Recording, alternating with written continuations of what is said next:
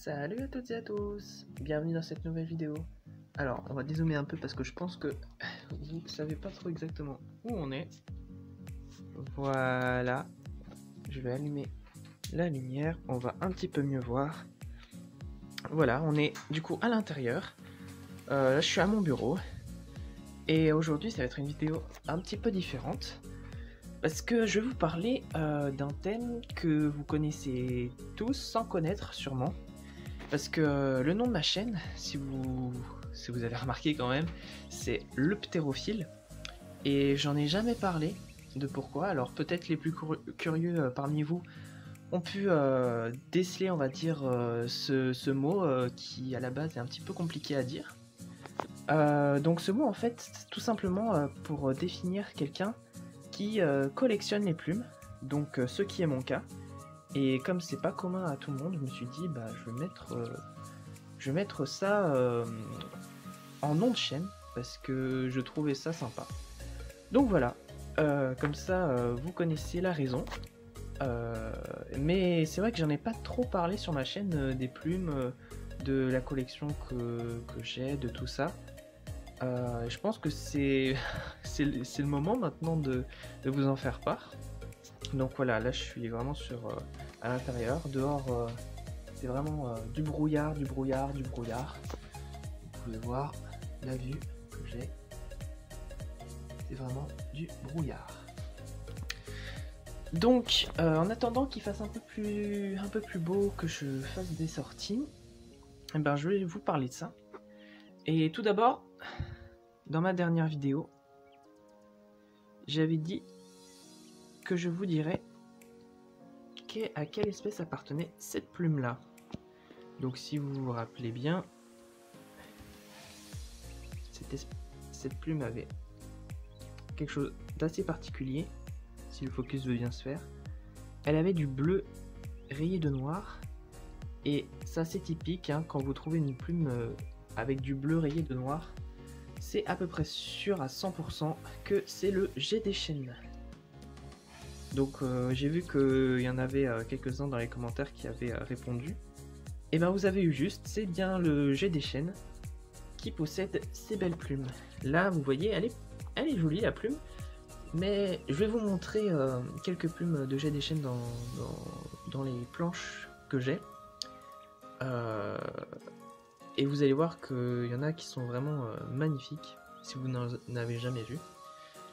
Donc, bah je vais vous montrer ça, hein. Juste avant que je vous montre les plumes de jet des chênes que j'ai fait. Il y a quelques temps, j'ai fait ceci. Et j'en ai tourné une vidéo. Donc voilà. J'ai tourné une vidéo assez longue, d'1 heure à peu près, qui vous montre comment réaliser ça. Toutes les étapes, à partir d'un oiseau que vous trouvez mort par exemple, ou d'une plumée. Donc est-ce que ça vous dit que je vous poste la vidéo sur la chaîne?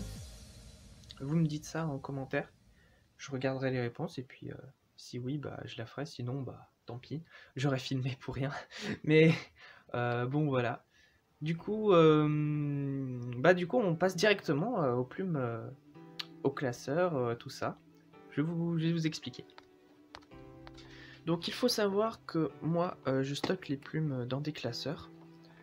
Donc au total pour le moment dans mes classeurs je dois en avoir autour de 5550 à peu près. Mais j'en ai beaucoup que j'ai pas encore mis dedans et puis c'est du à peu près. Quand vous allez voir comment on fait, on peut faire que du à peu près. Donc par exemple pour ce classeur là, c'est classeur les plumes de France, avec notamment les gallinacées, tout ce qui est oiseaux d'eau, goélands, mouettes. Donc ce que je fais c'est que je prends du coup ici c'est un exemple pour la poule. Je mets le nom, une photo de l'espèce. En général, je mets également la longueur, l'envergure. Bon, pour la poule, j'y ai pas mis. une feuille à petits carreaux. Je vous expliquerai pourquoi plus tard. Et une pochette plastique où je range les plumes. Alors là, c'est vraiment plumes en pagaille, hein. Les plumes des poules, j'ai pas encore fait le tri. Là, vous voyez, on reste dans les gallinacées. J'ai le lagopède alpin avec des plumes blanches. Il y a beaucoup d'espèces où j'ai pas énormément de plumes. Ici, vous avez le tétralyre. J'ai pas mis la photo encore. J'ai encore pas mal de boulot à faire. Donc voilà, vous avez pas mal de plumes. Pour ceux qui ont reconnu le faisan de Colchide. Voilà, voilà. Donc ça se présente en une pochette, une plume. Je finis l'espèce faisan de Colchide. Je tourne la feuille. Une autre espèce.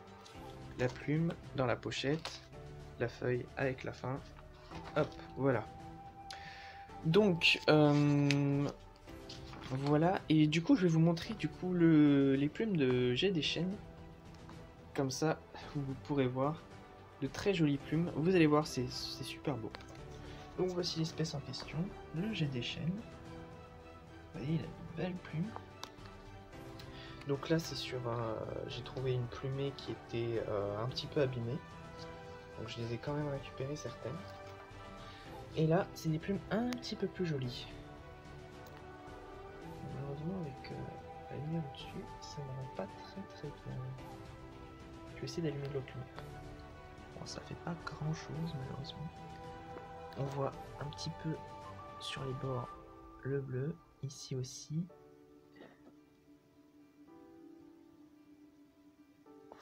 Hop. Et puis là, bah là c'est le Graal.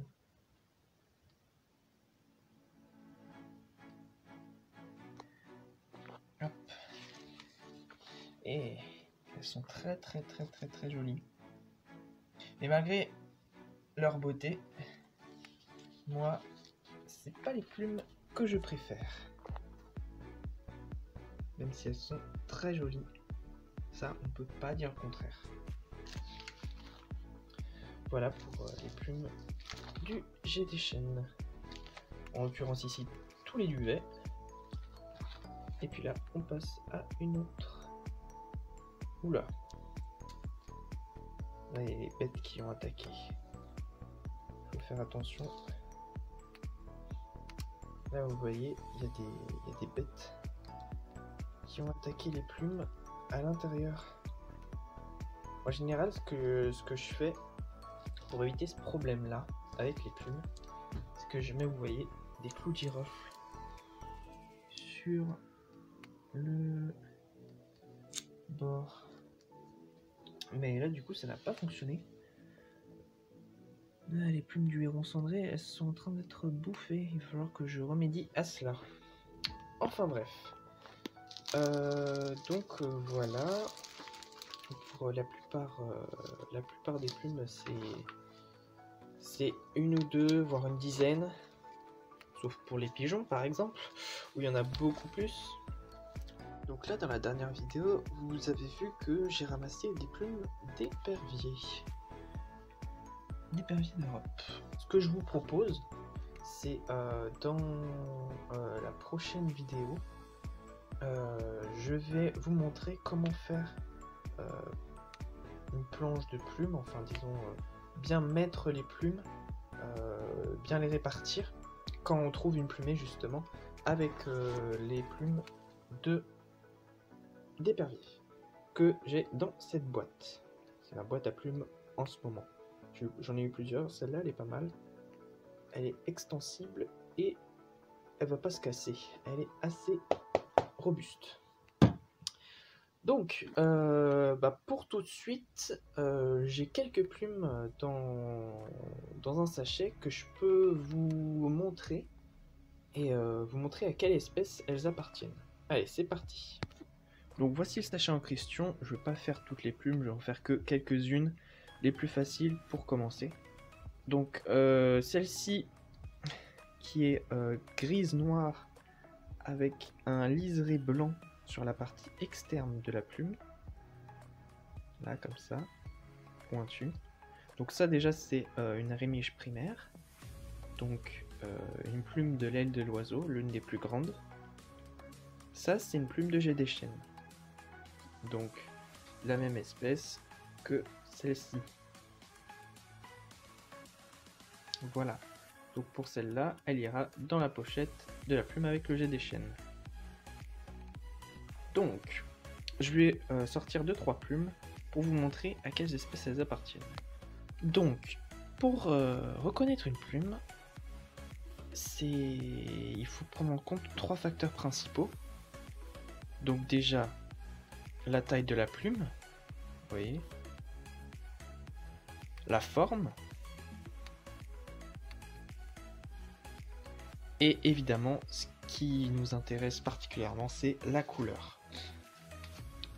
La couleur, notamment des barbes. C'est comme ça qu'on appelle les petits filaments que vous voyez ici et qui forment ces différentes couleurs, les barbes. Donc, c'est donc ça que l'on va regarder en premier.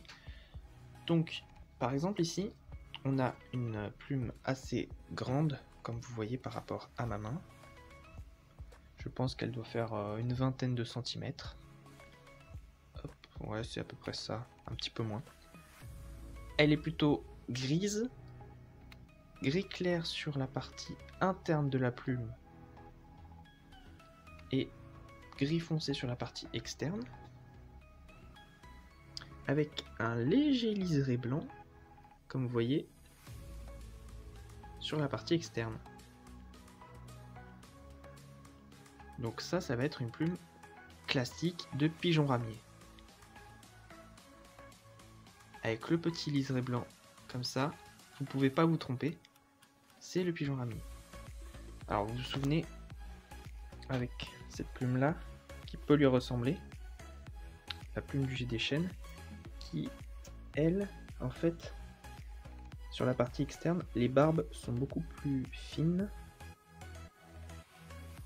et quasiment l'entièreté des barbes de la partie externe sont blanches, alors qu'ici, vous avez d'abord une grande majorité grise et un tout petit liseré blanc.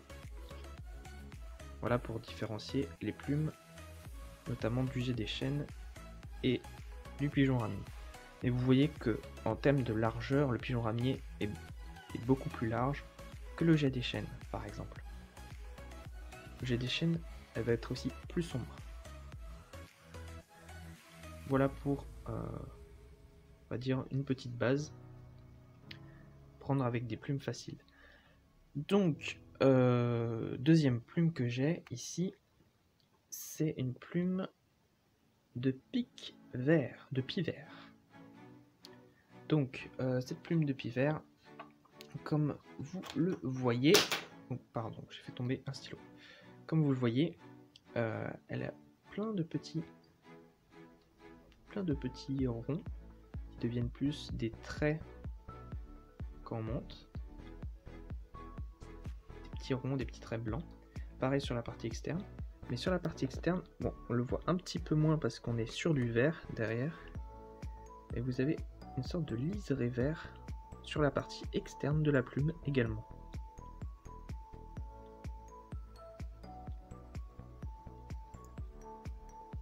Bon, évidemment, la partie centrale de la plume,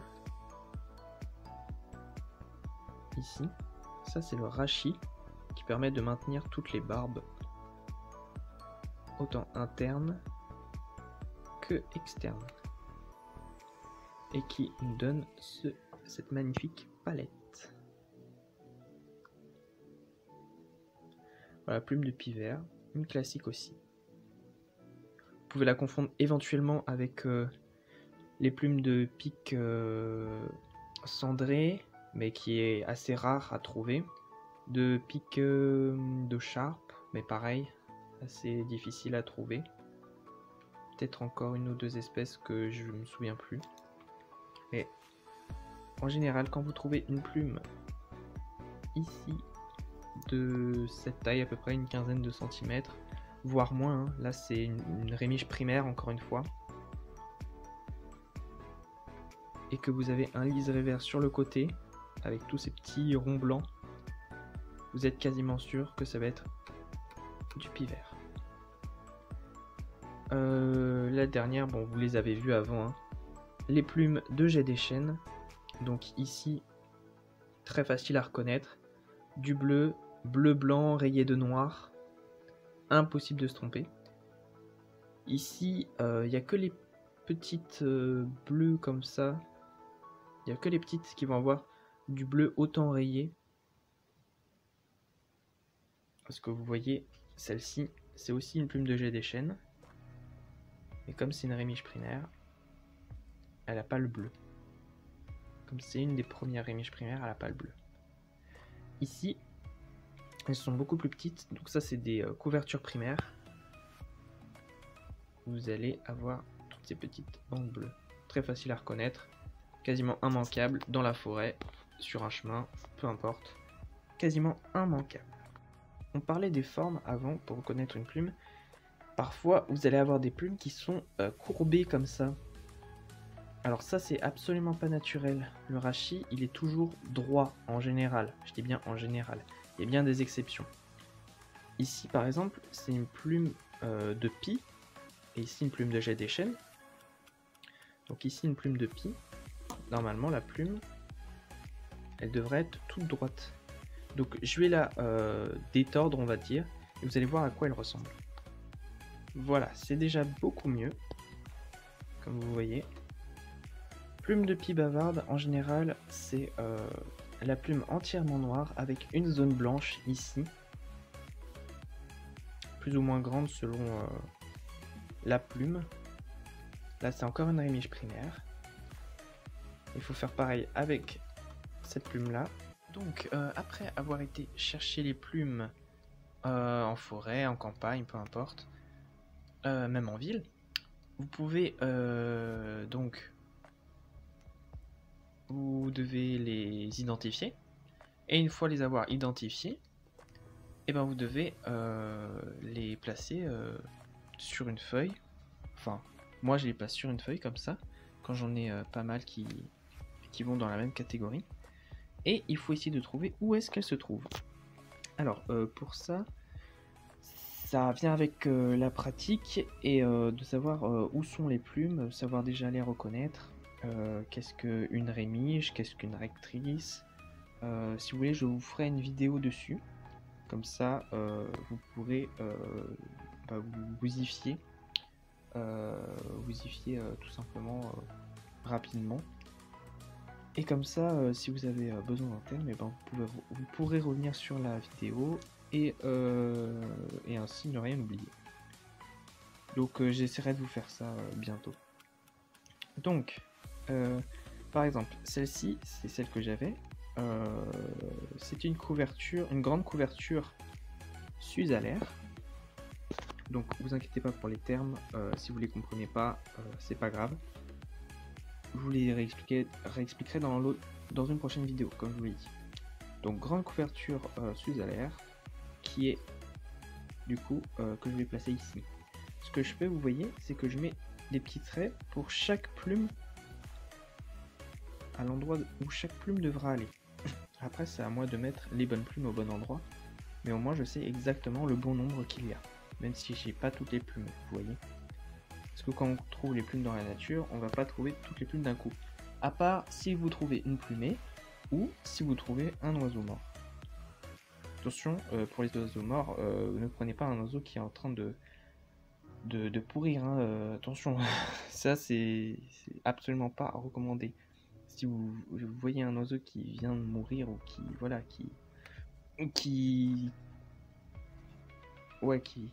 de mourir, ou c'est juste une plumée quoi. Parce que si vous prenez enfin voilà, il y a des problèmes de maladie, tout ça, c'est à éviter évidemment. Moi je ne le fais pas, vous voyez, quand je trouve un oiseau mort, en général je ne prends pas les plumes.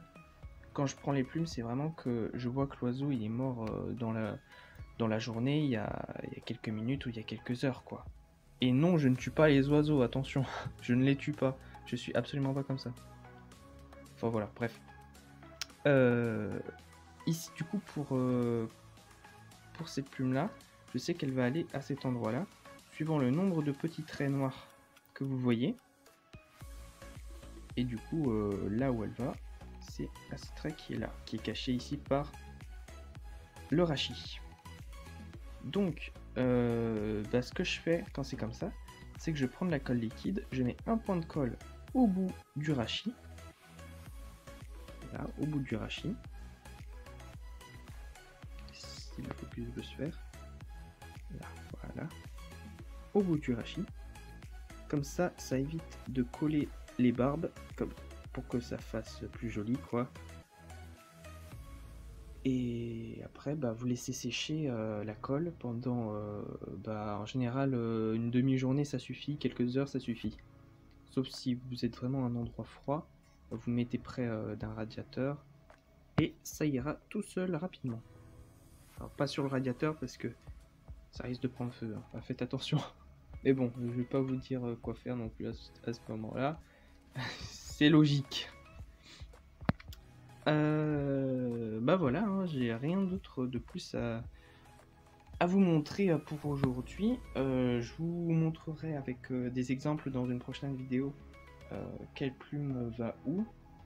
Et du coup, dites-moi évidemment si vous voulez la vidéo où je vous explique comment faire une planche comme celle que je vous ai mis ici. Voilà. Vous trouverez plein de conseils que je vous ai mis. Et puis voilà, des recommandations, faire attention à certaines choses, bien faire les choses dans un ordre précis. Donc si ça vous intéresse, dites-le moi en commentaire, comme ça je saurai si je poste la vidéo ou pas. Et moi, en attendant, je vous dis à une prochaine fois pour une nouvelle vidéo, qui je pense sera portée du coup sur les plumes. Et je n'oublie pas ceux qui sont fans de champis, de nature, d'animaux. J'ai des nouveaux projets en tête qui arriveront bientôt. Et pour la caméra, pour le piège photo, ça va se faire d'ici quelques temps. Je sais pas quand, mais ça va se faire. Voilà, moi je vais vous laisser du coup. Et je vous dis à bientôt du coup pour une nouvelle vidéo. Allez, salut les amis!